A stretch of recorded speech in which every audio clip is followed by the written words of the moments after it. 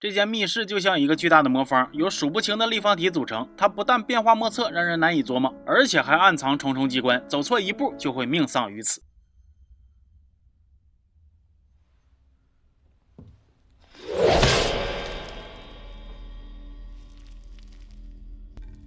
同学们，大家好，我是刘老师，今天来和大家唠一唠电影《心慌方》，又名异次元杀阵。这部电影仅用了35万美元的成本，20天的时间就成为了经典。它被誉为密室逃脱电影的鼻祖，是这一类型的开山之作。受其影响而诞生的影视游戏作品呢，更是层出不穷。就比如电影《电锯惊魂》《极限空间》、游戏《命运2》等等等等。尽管现在距离《心慌方》上映已经过去了26年，但是重温这部电影，我也依然认为它毫不过时。电影的开头就相当炸裂，一个老爷们正在一个密室里边探索，他走进了一个房间。然后就咔嚓一下，锋利的金属网瞬间就把他的身体切成了碎片，场面呢是惨不忍睹啊。而随着他被骗成了人肉刺身，这场关于杀戮与死亡的游戏也就正式开始了。说这诡异的密室是由一个个四四方方的小房间组成，每个小房间的6个面上都各有一扇门，将无数个相似的房间连通起来，就像一个巨大的魔方。但是这些房间危机四伏，有的房间里边设有机关，稍有不慎就会像刚才那个老爷们一样惨死。很快密室里边又出现了5个倒霉蛋，他们对于自己在哪儿，这个密室是谁造的，自己怎么来的，为啥来了又要干啥，这些问题呢全都是一问三不知，就感觉自己那眼睛一闭一睁就被莫名其妙的投放到了这个密室里。那既然不知道是怎么来的，就想想自己是怎么没，不是那个就想想怎么能不没在这里边啊？是坐以待毙，请等着渴死饿死啊，还是主动出击去冒险探索一下周围的房间，看看能不能找到出路呢？这个时候有一个老头站了出来，这个老头啊，他是个越狱专家，有着从7座重刑监狱成功出逃的光辉战绩。只见老头的第一个操作就给大伙给秀到了。面对未知的房间，他采用了从古至今最实用也是最科学的探路方法——扔鞋。把鞋往其他的房间一扔，如果说这个房间里边有机关，那么机关就会被触发，这个屋就可以避雷了。损失一只鞋换回1条命，值了。那理论上只要鞋够用，他们就能靠这一招找到出口。老头非常谨慎呢，而且经验丰富，他能敏锐的发现有的房间中装有分子化学探测器，会探测到人体皮肤分泌的物质。那也就是说，这其中的陷阱只会被人体触发，扔鞋没用。但即使是这样，他们还是躲得过初一，躲不过15。在一个看似安全的房间里边，老头毫无准备的被强酸性的液体喷了一脸。尽管他勉强的爬回到了安全的房间，但还是被烧得面目全非呀，半拉脑袋都给烧没了，这真是焦头烂额呀。剩下这4个人，他们分别是警察、医生、学生还有建筑设计师。当越狱专家老头嘎了，他们就感觉自己逃出密室的希望呢是更加渺茫了，全都是懵逼加崩溃。而相对勇猛的警察则是暂时成为了小团队的领袖，他带领大家冷静思考，激励大家不要失去求生的欲望。而与警察形成了鲜明对比的则是这个设计师，他往那嘎一栽歪，就跟享受996福报坐在工位上怀疑人生的社畜一样，那是毫无斗志，消极怠工啊。说警察很快就发现了一个盲点，所有人都被换了衣服，身上的东西也都被拿走了，甚至连手上戴的戒指都被摘了，但是学生的眼镜却并没有被没收。这啥意思呢？这是不是意味着幕后主使有意要这个学生保留视力呢？警察再一仔细观察，他发现每个房间都有自己的编号，编号由3组3位数，一共9个数字组成。那么这串数字之中是否藏有什么奥秘呢？这个时候戴眼镜的女学生恍然大悟，她发现了一个规律，那就是每个有机关的危险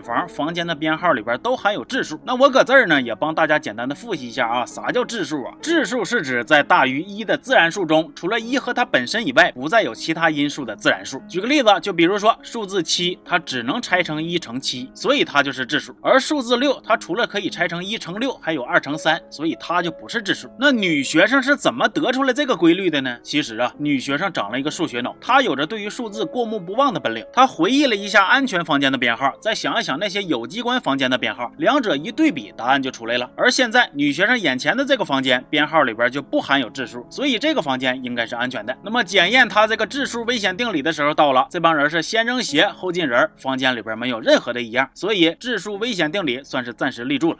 从扔鞋测试到数学计算，逃生小队的战略迎来了一次质的迭代。接着他们就靠计算一次又一次的避开危险，成功的进入了一个个安全的房间。尽管时间已经过了好几个小时了，但是大家至少对于逃出密室还是说怀抱希望的。而就在寻找密室出口的路上，逃生小队又喜提一名新的成员，被从天而降的哥们儿行为举止怪异，说话也都说不明白，一副不太聪明的样子，咱们就管他叫大聪明吧。因为团队里边有医生啊，所以当医生看见这个似乎精神有疾病的大聪明，就油然而生出一种怜悯和关爱。他主动提出说自己会照顾大聪明，那意思就是要带他一起逃。其他人当下也没有拒绝。然而好景不长，在女学生确认了一个房间安全以后，警察率先进入，结果突然机关被触发了，锋利的金属线立在四周，向中间缠绕，无比恐怖。也就是这警察身手敏捷呀，逃得够快，仅仅是划伤了小腿，这要是换个人啊，早就已经跟孟婆喝汤去了。那现在来看看编号里边有没有质数，这个方法也失效了。而随着希望之火的破灭，小队的内部隐藏的矛盾也终于的展现出来。这警察一直就看这个设计师不顺眼，现在终于是憋不住发火了，讲话了，大伙一直都劲儿往一处使，努力着寻找出路，就你这一脸楚绝横丧的，啥忙也不帮，这干啥玩意儿？你是看破红尘了，还是遁入空门了？你生无可恋这一出是不是就有点膈应人了？ Put us out of your misery so we can get on with getting out of here. Oh, you're not getting out of here. Yes, we are.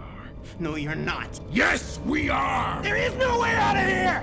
而设计师也终于道出了实情，原来他本人就是这个巨型密室的外壳的设计者。至于受雇于谁，设计师自己也不知道，他压根就没问，他更不知道自己造的是啥。设计师就是坐在办公室里边接了这个匿名的单，甲方让干啥他就干啥。其实也不光设计师，所有参与建造这个密室的人应该都一样，每个人都只负责自己的一块，他们全都不知道自己正在造的其实是一个充满血腥味的杀人机器。正因为参与设计了外壳，所以设计师才会对逃脱这件事不抱希望。他知道这个机会太渺茫了。设计师这话一说呀，大伙全都沮丧了起来。这个时候还得是女学生啊，这个数学小天才，他没有放弃思考，他开动了机智的小脑瓜，开始梳理思路。设计师说过，他造的外壳是一个大的立方体，而每一个房间又都是一个小的立方体，那么这就不难想象出整个密室的结构，它就像是一个巨型的魔方，外头又套了一个正方形壳子。女学生用步子量了一下小房间的边长，而设计师又知道外壳的尺寸，也就是总边长，那这样基本就能够估算出这个正方形的像魔方一样的密室应该最多有26层，每层都是26乘26个小房间，拢共最多能有17576个房间。当然，因为外壳和内核之间还有空隙，所以这就是理论上的最大值。但是咱说啊，1万多个房间，就算能少个几十几百个，对于他们来说还是一样很绝望啊。到这时候了，你还较那3米2米的真儿有意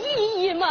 但是很快，女学生就又有了新的想法，她突然意识到每个小房间上的数字编号很可能是加密的笛卡尔坐标，而笛卡尔坐标系就是直角坐标系和斜坐标系的统称。那既然这是坐标，女学生很容易就能够定位出当前的房间在大魔方中所在的位置，进而也就能知道他们距离最边缘还有多少个房间要翻。哎呀，这思路一下就打开了。那不管咋说，先到达最边上，或许就是逃生的最好的办法。于是逃生小队又开始了扔鞋探路加算坐标定位的 3.0 逃生模式，而此时此刻留给他们的鞋也不多了。那可是新的发现也带来了新的问题，女学生很快就发现有一个房间的坐标号算出来居然是27，可是理论上来说，大外壳里的 XYZ 坐标轴每条上边最多也就只能有26个房间呢，那坐标27又是哪来的呢？这肯定是不对劲儿啊！这个问题还没想明白，他们又不得不面对另一个难关，在通往密室边缘的路上，求生小队注定要经过一个有机关的房间，这咋整呢？再绕不知道得绕到啥时候去了，所以他们决定来一把铤而走险。那好消息是，这个房间的机关那是声控的，只要声音够小，悄悄地通过，那么他们也不会触发机关。但是坏消息是，这小队里边有一个爱出怪动静的大聪明，他能忍住不出声吗？因为这个大聪明，小队的内部再次产生了争执。警察想要甩掉这个拖油瓶，不能让一个大聪明拖了所有人的后腿。那医生则认为，即使是现在的局面，我们也应该保持着人性中的善良，不能抛下他就不管了。 We'll come back for him. That's a lie and you know it.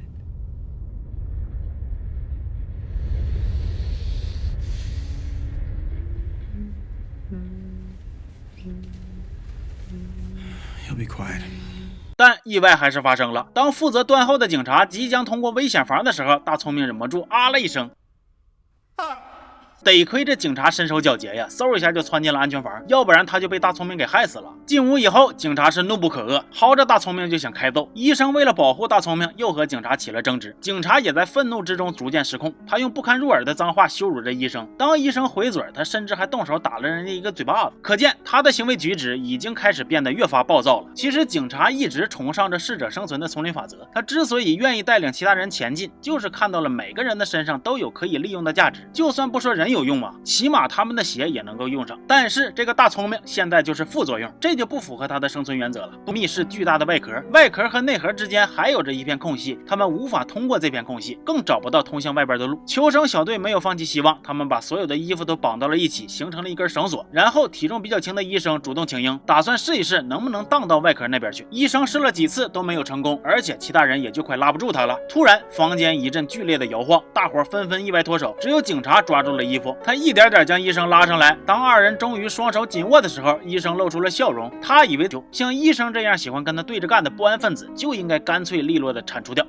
一个大活人就被警察这么给害死了，可是他却面不改色，还对屋里边这些不明真相的人说医生是滑了一下子自己掉下去的。如果说这一刻警察还想着要向大伙隐藏自己的恶行，那么接下来可以说他是要将自己丑恶的嘴脸毫不遮掩的彻底暴露了。医生死后，大伙决定原地休息小憩一下，趁大伙睡着的时候，警察就抱着女学生带着鞋悄悄的溜走了。警察这么做不单单是想甩掉其他2个累赘，也不仅仅是看中了女学生的最强数学脑，他甚至还有一个更加自私无耻的目的，那就是他居然还垂涎女学生的美色呀，居然还想着趁着没人霸王硬上弓啊！我真是服了，这都啥时候了，活着都是个事儿呢，你居然还想整活呢，真把自己当动物世界嘉宾了。万幸的是，设计师和大聪明很快就发现了，还追了上来，警察也直接就不装了，他把设计师叮咣一顿胖揍，用武力威胁着所有人都听从他的指挥，还让设计师人肉排雷去测试其他的房间有没有危险。警察把设计师扔进了一个冲下的房间，设计师先是一阵惨叫，紧接着就发疯似的笑了起来。为啥呢？因为他被扔进去的这个房间里边有一具尸体，一具面目全非的尸体。没错，这就是开头死了的那个越狱专家。难道他们是在密室里边兜了一圈又转回来了吗？当警察意识到他们前头做的一切都是徒劳无功时，他崩溃了，扔掉了最后一只鞋子，开始跪地痛哭。而一直被他当成累赘想要丢掉的大聪明却温柔地拍他头安抚他。真正意义上的世界以痛吻我，我却报之以摸头。所以他们现在真的是无路可走了吗？这个密室难道真的就没有出口吗？错，设计师很快就发现了一个不对劲的地方。他拉开一扇门，那扇门原本连接的是曾经杀死越狱专家的危险房，但是现在外头啥也没有，这证明啥呀？证明这间屋子现在变成了密室的边缘了。那这又证明啥呀？证明这些房间其实真的跟魔方的每一个小块一样，是会移动的。设计师一语点醒梦中人，女学生也终于参透了这个巨大密室的奥秘。其实每个房间上的编号不只是一个固定的坐标，它还代表了这个房间的运动轨迹，但是这个运动轨迹是加密过的，需要进行运算和破解。那顺着这个思路再往下一想，一切就都通了啊！这密室不是没有出口，而是有一个大多数时间都不存在的出口。上回不是有个房间坐标数算出来是27吗？那这个房间其实就是一座桥梁，它在密室的外壳和内核之间运动。当所有的房间都运动到初始位置的时候，人就能够通过这个桥梁房成功的走出密室。整个密室啊，就好比是一个机械的密码锁，把所有的密码都扒拉到了正确的位置，咔嗒，锁就开了。那么女学生现在要做的就是通过大量的计算定位到这个桥梁房间的初始位置，接着尽快赶到其中，然后等房间归位。但是现在还有个难题，怎么过去呢？现在鞋也被警察扔了，咋判断这一路哪些房间有没有机关呢？还好啊，经过长期的总结，女学生终于发现了真正靠谱的规律。以前她以为编号有质数的房间就是危险房，但是实际上真正的危险房是质数的乘方，因为一次方也是乘方啊，所以之前纯按质数来判断也能凑巧的蒙对几回。但是要想判断一个3位数是不是质数的乘方，这个运算量可老大了，那可就不是正常人的大脑能计算的了。除非有个不正常的天才。很幸运，他们的求生小队里边就有这么一号人物。 How many factors, Kazan? Of 567? 经过反复的出题测试，女学生确定，原来这个不显山不漏水的大聪明竟然是一个绝世天才，算点啥质数乘方啥的跟玩似的，大脑呢性能堪比计算机呀。感情他这个小手忽闪忽闪的，是给 CPU 散热呢，怕烧脑啊。那有了大聪明负责计算，逃生小队是如鱼得水。现在曾经最没用的大聪明成为了小队的重要人物，而一开始的领袖警察反而就失去了威信，他的暴力与残忍更是时刻都威胁着其他人的安全。于是设计师和女学生决定甩掉警察，他们使了一招出其不意，让警察重重的摔进了一个房间里，然后他们趁机逃跑。那警察不懂数学，现在也没有鞋让他去测试其他的房间安不安全，被甩掉以后恐怕就是九死一生了。而设计师、女学生和大聪明则是有惊无险的赶到了目的地。现在他们身处的这个房间，只要再经过一次移动，就会连通桥梁房，整个逃生通道也就会短暂的打开。女学生还意外的发现，他们现在所处的这个房间，其实正是当初逃生小队5个人集合的那个房间，又回到了最初的起点了，属于是啊。那照这么看的话，他们当时就应该坐以待毙呀，没准搂一觉醒过来，一开门，哎，出去了。咣当一声巨响，桥梁房闪亮登场，而桥梁房的另一端就是那个光芒万丈、充满希望的出口。可惜呀，就差这最后一步的时候，设计师却犹豫了。原来他的一路的消极并不是装出来的。I have nothing to live for out there. What is out there?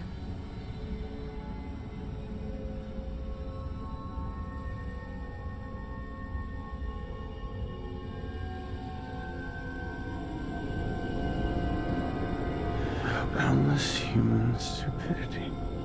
听完这话，女学生就想劝一下子设计师，但是突然她被利器扎透了胸腔。原来那个警察居然没死，甚至还杀了过来。讲道理啊，就这一块我真是有点想吐槽啊，多少沾了点为了反转而反转的感觉了。这警察咋就这么牛逼呀？那没有鞋，也没有人算数，愣就是单枪匹马就摸索过来了。他是卡了啥 bug 呀？还是开了啥挂啊？还是说之前他那个房间也就刚好就运动到这儿来了？女学生死了，设计师是悲愤不已啊。他感觉就差一步啊，女学生就可以奔向光明了。女学生和他不一样，女学生是那么的渴望活着，渴望自由，她不该聪明逃了出去。设计师回到房间里，他躺在了女学生的身边，静静的等待着死亡。他这也算是如愿以偿吧，毕竟他并不留恋外面的世界，而外边的世界藏在刺眼光芒的背后的又会是什么呢？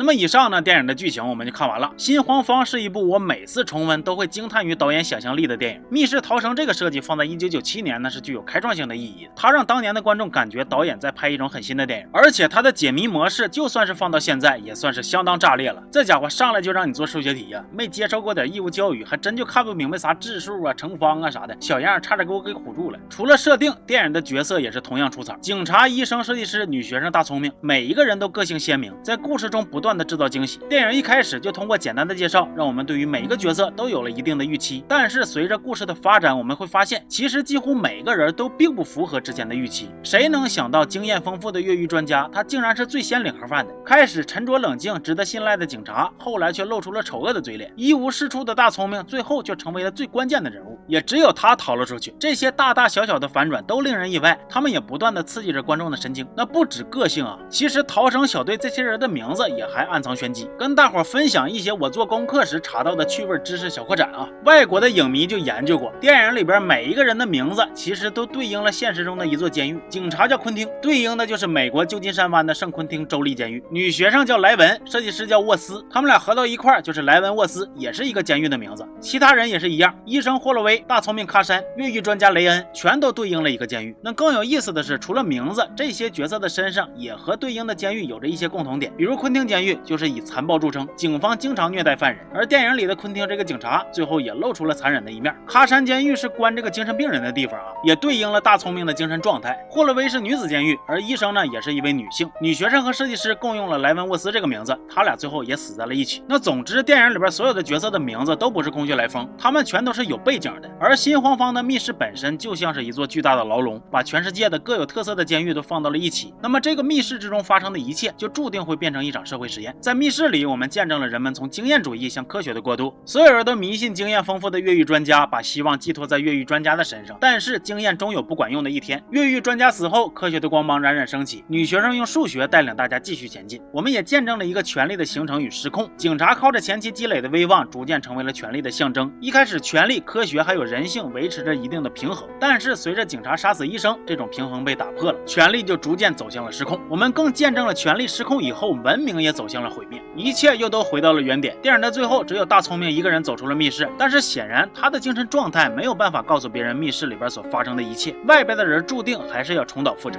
而设计师这个角色则代表了社会上非常典型的一类人，他们往往在无意识地参与种种的恶行，成为某些悲剧中潜藏的帮凶。就像设计师，他参与了密室的建造，但是当时的他并没有意识到自己其实正在帮人完成一部杀人机器，他以为自己只是在工作，只是像往常一样，殊不知自己无形中就成为了刽子手。那要这么看呢，新黄方不仅是一个社会实验，也是一则关于人类文明发展进程的预言。那么以上这些内容算是过度解读吗？我感觉并不算。新黄方的很多隐喻其实都快算是贴脸输出了，就怕人看不出来呀。那当然了，也正是因为有这些隐喻，让大家常看常新，讨论至今，才让这部电影成为了经典，永不过时。所以我感觉咱们就围绕着电影进行一下解读并不过分，而且咱们不妨再发散一下思维。当初的密室是电影，但是现在已经照进了现实。前2年的真人实景密室多火呀，那就说现在去玩一把现实里的这些密室，算不算是人性的实验呢？太算了，尤其适合陌生人凑局玩恐怖密室，那妥妥的人性试炼场啊！就比如就有那种玩家，没进去之前武武轩轩一顿装，进去之后那是嘚嘚瑟瑟一顿慌。那说好了有难同当一起走，结果反手关门就卖队友。前一句说没事别慌有我在，结果鬼来了他就让你扛伤害。那最后呢，我还想补一嘴啊，这电影的中文译名我其实并不喜欢，心慌方那绕嘴不说呢，看名又激发不起兴趣。相比起来，异次元杀阵就好了很多，虽然是带了一点中二，但是起码听着就让人感觉很刺激。行吧，那么这期就先说到这儿了，我是刘老师，咱们下期见，好。